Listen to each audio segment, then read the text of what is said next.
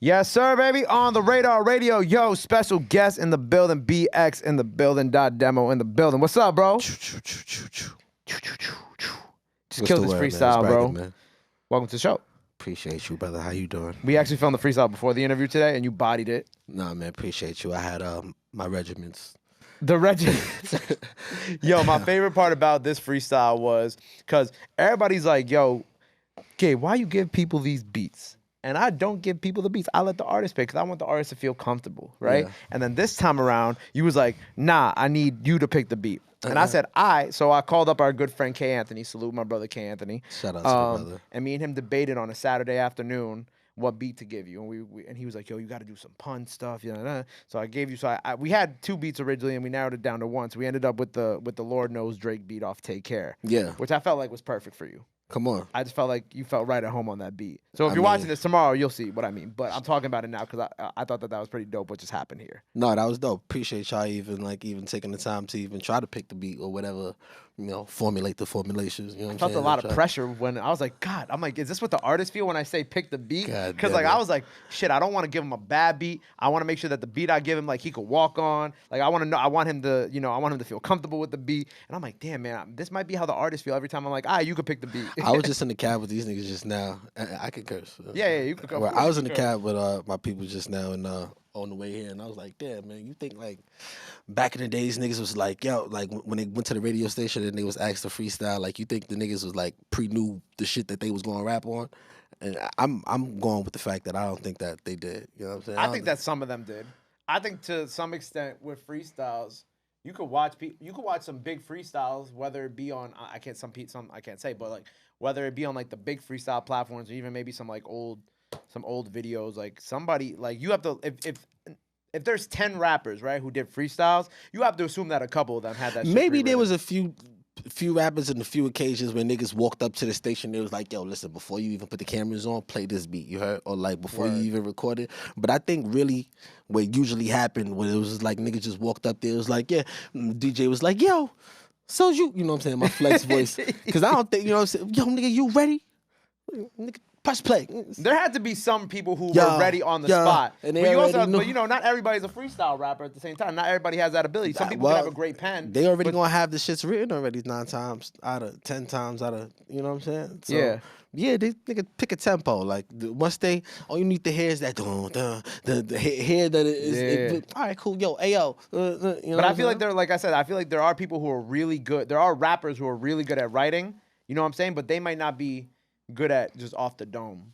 Yeah. You know what I'm saying? And that's okay. There's nothing wrong with that. For sure. But I do believe that back then, because people could make the argument that like people could look at some freestyles and be like, oh, that was written, whether it be my platform or like if you look at like Charlie Sloth in the UK, Fire in the Booth, like you could make certain arguments for certain artists, whether, they were written or not. Nobody's ever going to say anything. Yeah, we're just talking about Jay-Z doing 3 different freestyles in different places, rapping the same verse in different places. You know what I'm saying? Yeah. Like, that's regular. And I'm pretty sure there have been some artists who I've seen like do like sway freestyles, and then those turn into songs. Or like even when you see the XXL ciphers, like I think it was Amine a few years ago when he was a XXL freshman. He did like the freestyle cypher shit. Mm-hmm. And then I'm like listening to his debut album. I'm like, wait a second.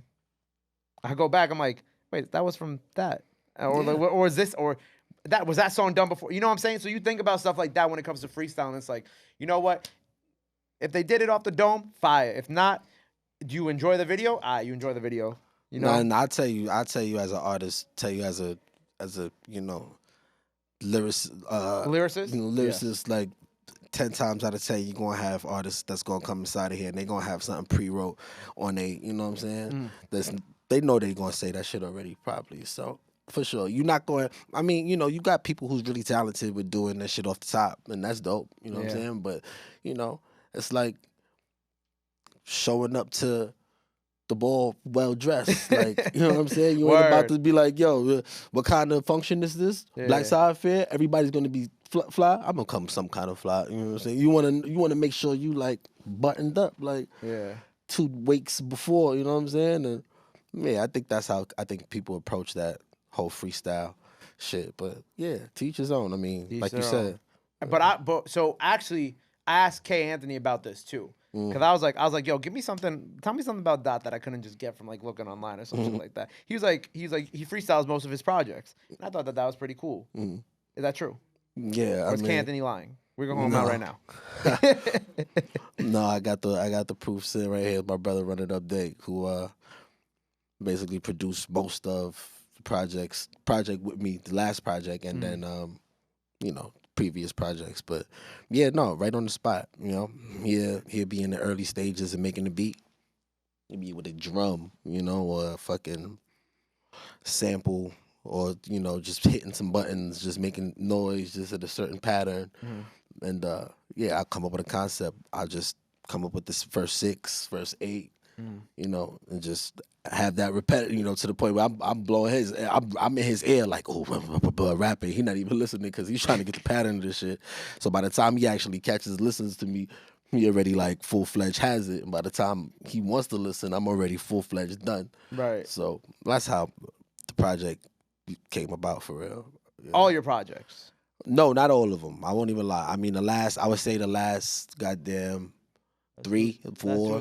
Last 4, yeah, 3, 4. Well, how did you get into like that pattern of just starting to freestyle all the projects and the records? I mean, fortunately, through going through the gauntlet of being I guess, upcoming rapper, having to motherfucking pay for studio time and all of that shifted up to us, actually saving up some bread to have that, in our home, our basement and shit. So we was just sweatshop working out there, but it's not even like the situation of the room that you have. It's more sort of who's working it. You know what I'm saying? Right. Pause. So we was sitting there and doing our thing, getting just better and better, better busy. every project. Yeah. So I mean, I guess like just having just having it right there in front of me. You know what I'm saying? Was it made it more sense because when I was booking the studio time, I had to make sure I was walking the side of there 7, 8, 10 songs in. Like, all right, cool, like you put want to the make sure beat you on. get your money's worth. Yeah, no. Well, sure, but it was just more so I was just like dead focused on, you know what I'm saying? Like, all right, cool, I ain't be what 4 hours. All right, cool, I'm about to do 9 of them joints. Make sure that nigga puts that shit on the minute I'm done. He goes to the, you know what I'm saying? We had to be careful until having that shit right there so we can like actually just lean into the shit. So yeah, that was probably what it was for sure. But so I guess one of my questions for you is, so what's the significance of 9300? Like, what's the significance behind this project, the meaning behind it? I mean, it has multiple meanings. It's surface value. I guess my brother's birthday, put in one. The start of a lot of like prominent shit in my life and in my area. It started in that year. How I grew up, lessons and teachings, and shit like that. 93. It was just basically like I got it tattooed on my fingers. Which, on this hand right here. Right. Yeah. That hand. Okay. Yeah. So yeah, man. It has multiple meanings for sure, but it's definitely was just kind of me and his viewpoints together, mine's in words, his through beats. Interesting. You mentioned like growing up and whatnot, and honestly, I was looking through some interviews that you did online. I know you haven't done too many interviews, right? So for the people who are just discovering you through this project or through my platform, tell the people where you grew up and how you kind of first started getting into all the music stuff. Grew up in Soundview area. My family does music.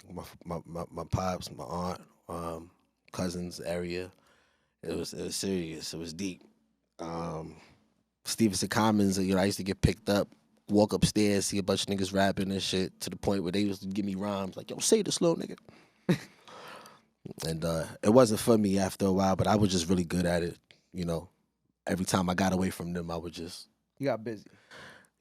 I mean, I guess it stuck to me after a while, pause. But it was something that basically, like, I just got better on subconsciously without even really thinking about it too much. Yeah, I think it was after like I got my GED and shit. I got a GED. Go to school, y'all, man. Don't finish it out. But I got my GED and I was trying to figure the fuck out what I felt like I could do everything in the world, but you know what I'm saying? I didn't know what I was was good at mad shit, but it was like, damn, what the fuck I want. I know I was working on this shit and it just felt like every time I rapped finally to somebody, it was like, yo, this nigga's actually So I just kept going on with it basically with that. But yeah, Soundview's a real musical area. South Bronx, Stevenson Commons, Watson Avenue, Monroe, Lafayette, LIP, Parkchester, Bronx River. The Bronx is at an interesting point with music right now, because we were talking a little bit before the interview about like the Bronx drill music and whatnot. Mind if I drink water, bro? You good? Yeah. Okay, you just need to sip. No, no, no.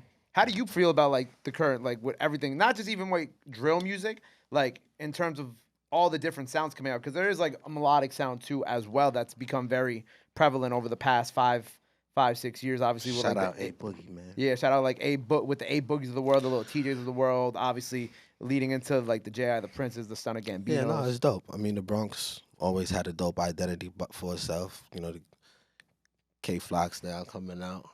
Shout out to Trendy, you know what I'm saying? Like, free him. But yeah, no, it's dope. It's a dope energy. It's dope to see like just different how things just change. You know what I'm saying? And I think somebody asked me this not so long ago, but like even the young niggas still appreciate the old shit in the Bronx. I mean, in the Bronx, I can speak for the Bronx. I think New York in general too, but the young niggas still respect like what's been laid out for them. So yeah, I mean, yeah, it's dope. I fuck with it. Even with some of the samples that they do too. Exactly. Like the shit that they rap on would be hilarious to me because it'd be like old soul songs like yo, that's that shit, and the tone, and it goes to that whole like It goes to the like drill that. But beat. this little nigga at least knew like Yeah, I think my favorite one was I don't remember what the kid's name was. I think I still follow him on the gram. Be Love. What was the song where homie was like she acting sure she want me to smack My her. everything, my everything. Beautiful song. My beautiful song. Shout out my brother. I think my favorite one. I don't remember the kid's name, but he rapped over the ice cream truck. No, I hear that. Turned that into. I don't. It went viral on Twitter. I followed the kid, and then I don't ever know what happened to him after that. It's out there on the internet somewhere. I might still follow him, but there is a drill song where he rapped over the actual ice cream truck theme song that, of course, everybody knows and loves. That's dope. I mean, shout out to the producer of that. Do you feel like lyricism wise, do you feel like we still have that in New York, or do you feel like it's lacking? Like, what's your kind of, because you come through crazy on the project, so that's why I was like interested to get your take on everything going on right now. Or do you feel like it's just like the different ways that certain artists and certain types of music express their lyricism? I mean that too, but I think yeah, everybody's lyrical in their own way. Like just expressing certain things in I think Favi's lyrical. You know what I'm saying? His new like, shit is crazy too. You gotta give him some I ain't props even on hear that it, one. but His new story time, I like that joint. yeah, no. Very lyrical. Shout out to him though, but I mean again, just bringing up, not even just him, just random people in New York though. I think they lyrical in their own way. I fuck with it for sure. You don't got to be spiritual, miracle, lyrical. I don't do that every Spiritual, song. miracle, lyrical. I like that. Yeah, you know how niggas is, man. the thesaurus rappers, But I mean, and that's not lyrical at all, Yeah. It's just how you the content, you know what I'm saying? How you could express like your actual thoughts in a story on some like beginning, middle, and end type Right. shit. You know How what you I'm present saying? it, essentially, For right. sure. So, I mean, I guess to answer your question, though, I think like you said, though, you answered it for sure. Everybody's lyrical in their own way in the city. It was like when a few months ago they had that really interesting conversation about Niggas is still trash though. Don't get me wrong. There's a lot of trash niggas. I need to say some that. people are good, but like people no, can, no, but, yeah. but they're but It's a big with- percentage of trash niggas. but within like the different genres that New York has right now, like you can't be lyrical in one way or another. And it reminds for me of sure. like the conscious music conversation that they started like I think it was in the summertime when it was like a no jumper interview with like I think Boz, and they spoke about how like Young Boy's a conscious rapper and Kodak Black are conscious rappers, just a Yeah, I different can see type of that. conscious rapper. Kind of, it's like the same thing. I feel like people just like to put people in categories and like And it's your region. It's like where you at. Like I could see somebody from Florida thinking that Kodak is Jay-Z. You Right. know what I'm saying? Like, cause they don't know what Jay-Z's really talking about or can't really slick talking. You know what I'm saying? But then when Kodak slows it down and says it in a certain kind of way Yeah. and it's like relatable to, yeah, for sure, I can see that. fire. And I mean, also- I would love, and I would think that some people, if I mean, people don't have the time for it or like the attention span for it. But if you to go ahead and go out the barriers of like your region, you know what I'm saying? Go ahead and damn, this nigga's nice. Somebody who else is nice, and then find out who inspired the people before that. People don't do that. Yeah. So that's the reason why you have niggas who would just be settled on one idea, like that nigga's the best. Like, well, but teachers though. How did you and Radimus first kind of become friends. Because, you know, Radamiz has been on the show like I think three times now. And the thing, Radamiz always comes through with the gems, but I'm interested to see how this came about. Because he definitely, I will put money on it that he's mentioned you in at least one of our past couple interviews that we've done. Definitely. Rad. Definitely. Shout out Mogul Club. I mean, I met Rad years ago. He reached out, fucked with the music. I think he brought me on. They brought me on the show. SOBs. They had a show, Mogul Club. Roberto Clemente had just came out at the time. It was picking up. They thought I should perform. I did. After that, me and Rad had just connection of just like, you know, being able to create together. Like he would make, you know, just the way we just created music was just crazy. Like It just lines up perfectly. hmm Like I really enjoy like the likes of you, the Radamizes, the Marlon Crafts, the K Anthony's, the HC Been Dopes. Like I feel Shout like out you guys, actually been dope. Shout out everybody you just named. yeah, everything peachy, my boy. Mhm. But I really like the space that y'all inhabit in this New York music industry. Shit, that actually might just give me an idea. I might have to ask all you to come in for a cipher one day together. That shit might be hard. Yeah, Rad is my dog, man. That story was crazy for yeah Eastside. My brother, he just came to the house one day. It's crazy because he came with a whole like I forgot what he had on. But he had some like he had a whole like regular remembers. fit on. He had a whole regular fit on, but like some hard bottoms on. Yeah, Some hard bottoms on, like it was fly, you know what I'm saying?